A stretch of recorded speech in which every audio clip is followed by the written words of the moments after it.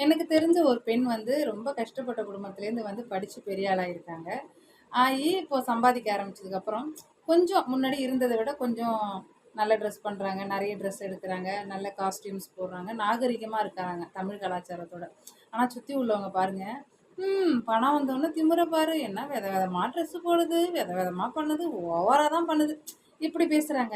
எப்படிதான் நீங்க நீங்க என்ன பிறவி நீங்கலாம்? நீங்க என்னதான் பண்ண முடியும் உங்களால? இப்படிதான் பேச முடியுமா?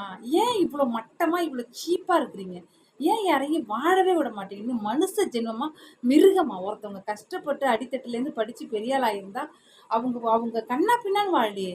கௌரவமா, நாகரிகமா, தமிழ் கலாச்சார பண்போட டீசென்ட்டா வாழ்றாங்கன்னா, வாழ விடுங்களேன். பைத்தியக்கார கூட்டமே! திருந்த மாட்டீங்களா? ஏன் இப்படி யாரையுமே பொழைக்க விட மாட்றீங்க? அ ஒருத்தவங்க படிச்சு என்ன நாகரிகமா அசிங்கமா ட்ரெஸ் பண்ணலையே! நல்லா தானே பண்றேன். ஒரு நல்ல நகை நட்டு போடக்கூடாதா? எப்படி கண்ணு வைக்கிறீங்க?